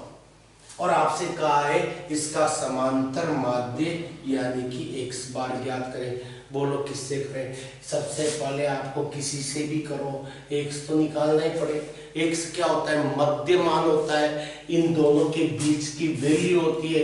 इन दोनों को जोड़ के 2 का भाग देने से प्राप्त होती है। यदि इन दोनों के बीचों बीच जो आ रहा है वह x होता है। 0 और 10 को जोड़ोगे 10 होगा, 10 में 2 का भाग दोगे तो इन दोनों के मध्य कितना है? 5। यहाँ इन्हें जोड़ने में 30 होता है, 30 का आधा कितना है? 15।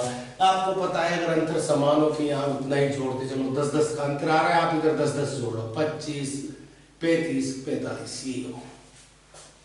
देखो अगर कल्पित माध्य से करते ना तो थोड़ी कैलकुलेशन कम हो जाती है।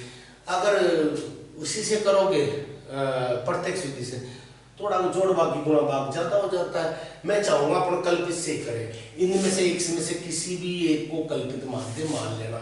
लगभग कल्पित माध्य बीच वाले को मानते, पर अगर आपकी इच्छा हो तो आप 15 को भी मान सकते हो, आप 35 को भी मान सकते हो, मानने में आप 45 को भी मान सकते हो। लेकिन सुविधा कब होगी? जब आप बीच की वैल्यू मानोगे, तब आधे आइटम प्लस के आएंगे, आधे आइटम माइनस के आएंगे, और जब उनका बीजगणितीय योग होगा तो छोटी संख्या आएगी आपकी कैलकुलेशन के लिए।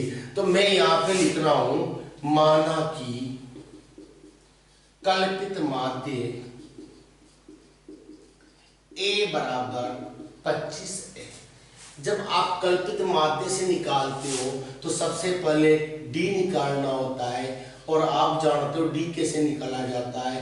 x में से आपको कल्पित माध्य घटाना होता है प्रत्येक पद में से।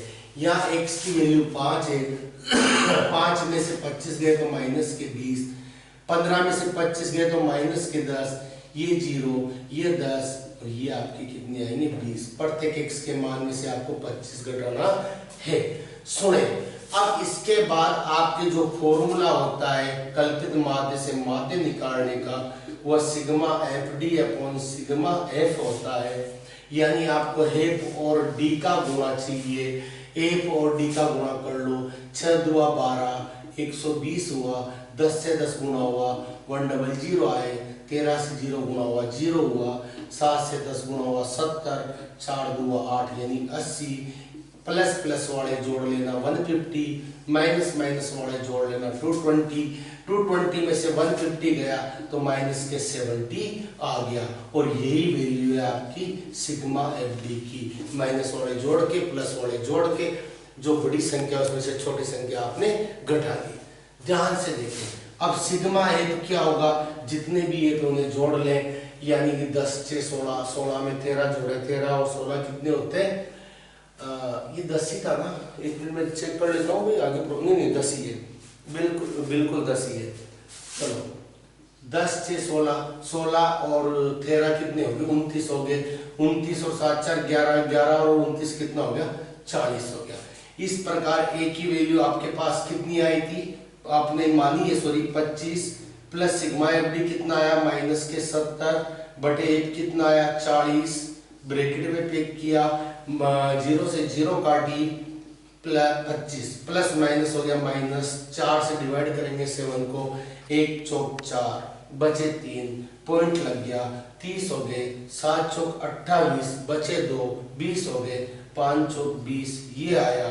अगर आप 25.00 में से 8.75 सब्ट्रैक्ट करोगे, घटाओगे तो 5 आएगा, 2 आएगा, 4 में से जाएगा 3, 23.25 आपके आंसर प्राप्त होगा।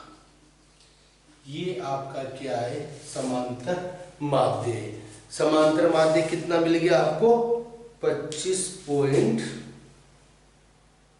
एक मिनट अपन कहीं गलती तो नहीं किया? नहीं 23.25 बिल्कुल सही, कोई नहीं है, एकदम सही क्वेश्चन। और इस प्रकार आपके क्वेश्चन नंबर 20 क्लियर हो गया। लेकिन यहीं पे एक अथवा वाला क्वेश्चन भी दे रखा है। जब इतने सारे किए हैं तो इस बेचारे को भी क्यों छोड़े, ये भी अपने ऊपर ब्लेम करेगा बाद में। वर्ग और एफ की मेरे से ही दुश्मनी थी, मेरे को ही नहीं किया, ऐसा कुछ बोलेगा बंदा। सुने, ये हमारा क्वेश्चन है, इसमें कहा गया है कि बहुलक ज्ञात कीजिए। क्या ज्ञात करना है साहब? बहुलक ज्ञात करना है। और बहुलक के लिए आपको वर्ग दिया है 10 से 25, 25 से 40, 40 55 40 55 55 70 70 85 85 100। सही है बिल्कुल। 6 20 44 6 20 44 26 3 1 26 3 1। और आपसे क्वेश्चन किया है कि बहुलक क्या होगा। इस वाले क्वेश्चन में 3 नंबर का क्वेश्चन है, 20वें का अथवा वाला क्वेश्चन है। और पूछा गया है कि बहुलक क्या होगा। आपको पता होना चाहिए बहुलक इन तीनों क्रियाओं में सबसे सिंपल क्रिया है। इसमें टेबल के तो ज्यादा बढ़ाने का तो काम है ही नहीं। सबसे पहले आप ये देखते हो कि सबसे बड़ी बारंबारता कौन सी है। जब भी आपको सबसे बड़ी बारंबारता मिल जाए वहां एक गोला लगा दिया करो। ये गोला आपने बहुलक वर्ग पे लगाया है, क्योंकि अभी आप एक सूत्र लिखोगे बहुलक का, z बराबर l प्लस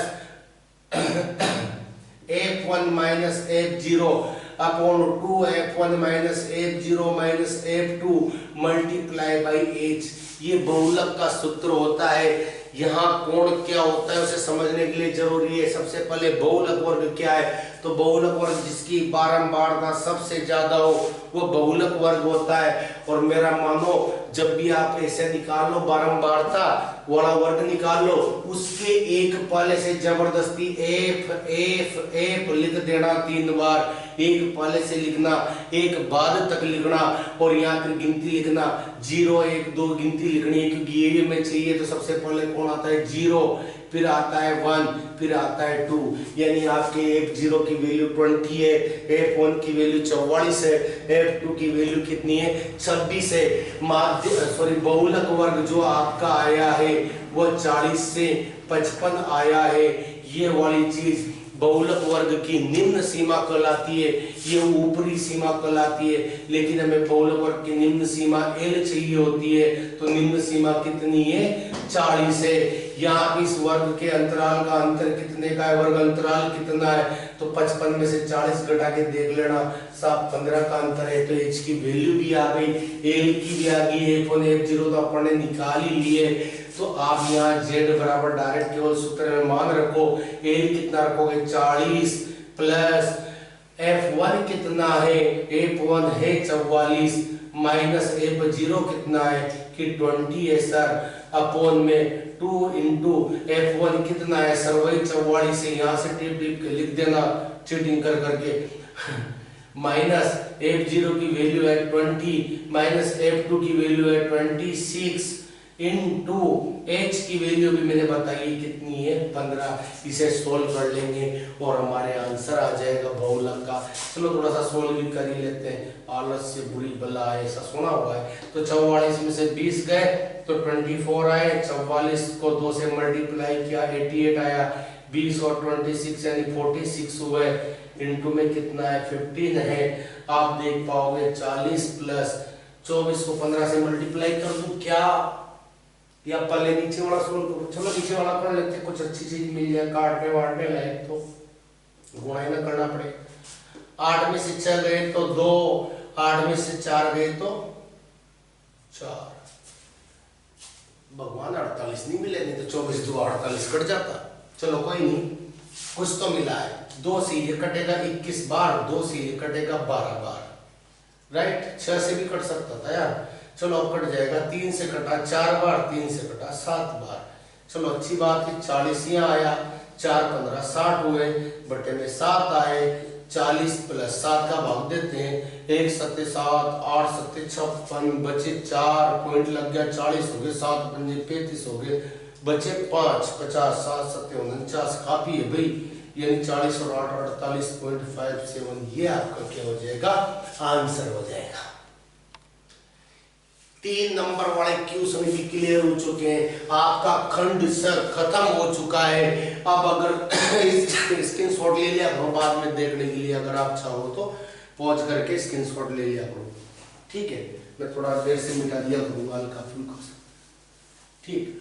तो आपका खंड द चलने वाला है, और खंड द में आप देख पाओगे कि आपके अब 4-4 मार्क्स वाले क्वेश्चन आने वाले हैं, और केवल 3 क्वेश्चन आपके पेपर के बाकी रह चुके हैं, बाकी आपने सारे सफलतापूर्वक कर चुके हो।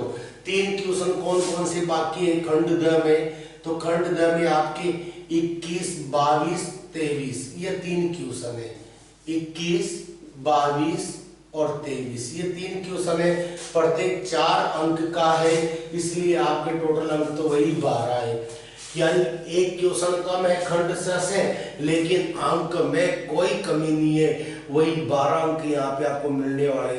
अब 4-4 नंबर के क्वेश्चन कहाँ से आ रहे हैं, कैसे आ रहे हैं, इसके लिए अपन चलते हैं बोर्ड द्वारा दिए गए नमूना प्रश्न पत्र के क्वेश्चंस पर। तो आपका यहाँ पे क्वेश्चन नंबर 21 है, ये हमेशा आप ध्यान रखना कहां से आएगा, प्रश्नावली 3 से आएगा, रैखिक समीकरण युग्म से आएगा। प्रश्नावली बड़ी मेथड है, 3 3 4 मेथड है, ग्राफीय विधि उन्हें सोल्व करने की, प्रतिस्थापन विधि है, वज्रगुणन विधि है, विलोपन विधि है, लेकिन क्वेश्चन केवल अगर ये बड़ा वाला क्वेश्चन मिलेगा तो ये 101% केवल ग्राफीय विधि का ही मिलेगा, यानी आपको ग्राफ बनाने वाला क्वेश्चन आने वाला है क्वेश्चन नंबर 21 में, राइट। अब 21 में जब आपको ग्राफ बनाने वाला मिल रहा है, तो अगर बड़े क्वेश्चन की तैयारी हासिल की जाती है तो आप ग्राफ को कैसे भी नेगलेक्ट नहीं करोगे। सबसे मेन चीज बाकी बड़े सवालों में अगर आने वाली होगी तो क्या होगी, ग्राफ की विधि, यानी ग्राफ के क्वेश्चन आने वाले होंगे। जो क्वेश्चन हमें याद रखे हैं, अब उन्हें देख लेते हैं। क्वेश्चन नंबर 21 है, निम्न रैखिक समीकरण युग्म को आलेखीय विधि से हल कीजिए। पहला 21 का पहला दिया हुआ है, मतलब पहला या तो 21 वाला क्वेश्चन दिया है, तो वाला बाद में हम करने वाले। इसमें इक्वेशन दी है 3x माइनस के 5y बराबर 1 तथा 2x माइनस y बराबर 3, राइट। ये आपको दिया गया।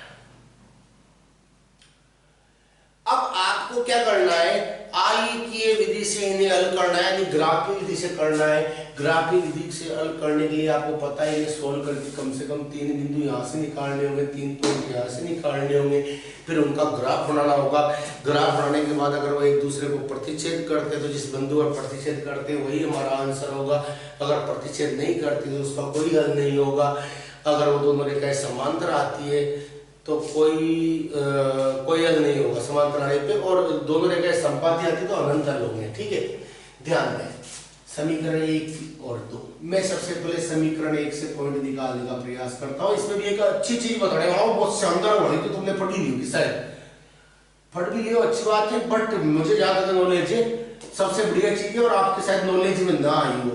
3x minus 5y equal to कितना होता है ना, 1 होता है, दिया है। मतलब अगर अपन को यहां से निर्देशांक बिंदु निकालने, कोऑर्डिनेट निकालने बिंदुओं के, तो किसी भी एक चर को एलएचएस में रखेंगे, बाकी सारा मीटर आरएचएस में भेजेंगे, और इधर एलएचएस में केवल चर ही रखेंगे।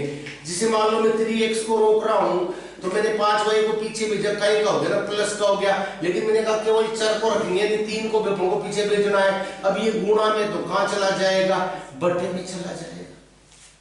अब आपको y के मान मर्जी से रखने हैं, और यहां रखने के बाद जो x का मान प्राप्त होता है वो आपको लेना है। ध्यान देना, जैसे अगर मैं y का मान अगर यहाँ पे 0 रख देता हूँ तो 5 इंटू 0 0 हो गया, 0 में एक जोड़ा 1 आया, 1 में 3 का भाग देंगे तो 1/3 आएगा। अच्छी नहीं लगेगी हमें, ग्राफ बढ़ सकता है बट इन्हें ढूंढने में बड़ी प्रॉब्लम होगी।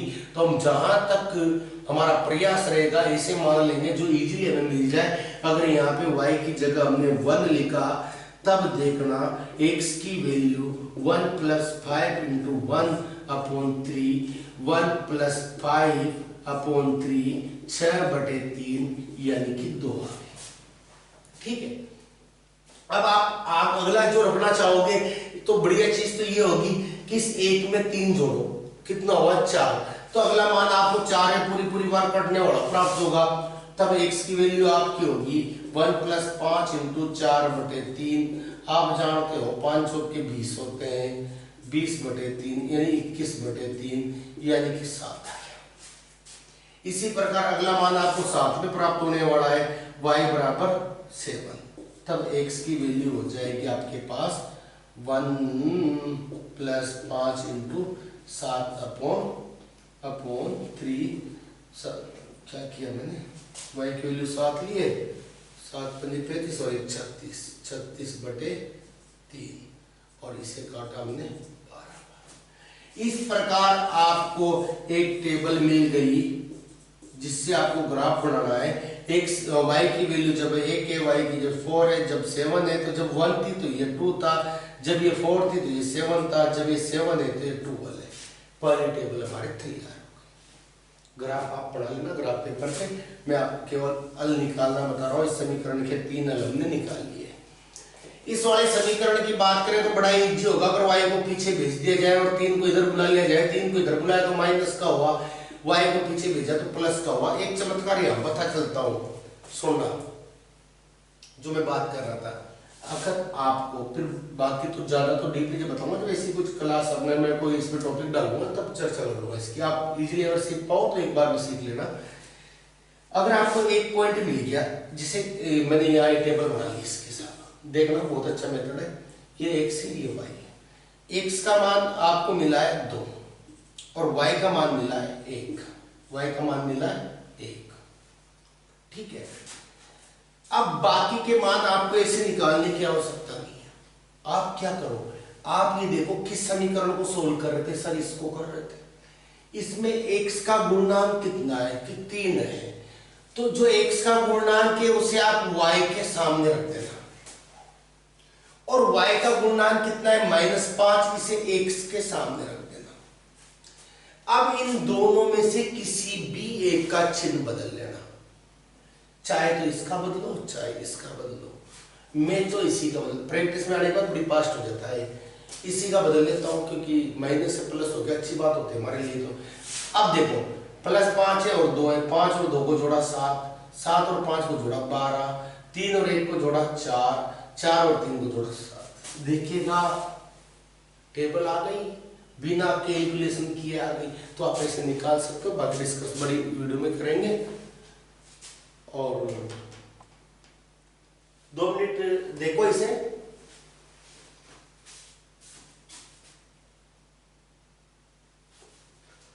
थोड़ा सा हमारे टेक्निकल प्रॉब्लम चल रही है, मैं देख लेता हूं।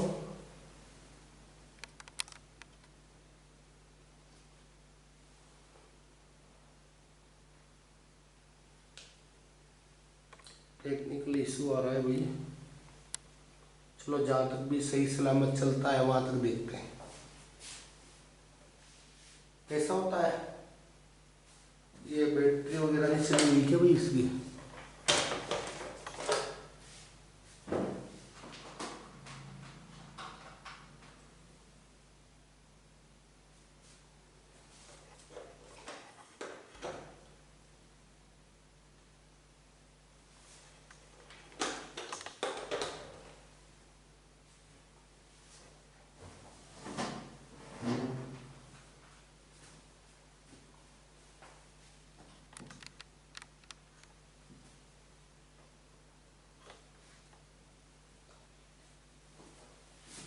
चलो देखिए, लास्ट सवाल हो सकता है अपना टेक्निकल प्रॉब्लम बनी रही तो। या x की वैल्यू अपन ने अगर 2 रखी चलो एक भी रख सकते हो पर माइनस में जाएगा, आप 2 रख ले तो 2 × 2 - 3 बराबर y हुआ, 4 - 3 बराबर y हुआ, तो 4 में से 3 गए तो 1 बराबर y आ गया। आप इसे ऐसे लिख लें, डायरेक्ट मैं यही बता देता हूँ, समस्या थोड़ी सी है। x की वैल्यू कितनी है 2, y की वैल्यू कितनी है 1। x की वैल्यू x के सामने 2 है, इसे y के सामने रख दो, y के सामने -1 है, इसे x के सामने रख दो, एक चिन्ह बदलना है, इसका बदल दो, 1 और 2 कितना हो गया 3, और 3 और 1 हो गया 4, 2 और 1 3, 3 2 5। इसका आप बड़ा लेना, अपने पॉइंट निकाल चुके हैं। अब केवल मात्र 2 क्वेश्चन आगे बचे हुए हैं, उसे मैं चाहूंगा कभी छोटा मोटा वीडियो बना के कवर कर दूंगा। आज के लिए पर्याप्त है क्योंकि टेक्निकल प्रॉब्लम हमारे आ चुकी है।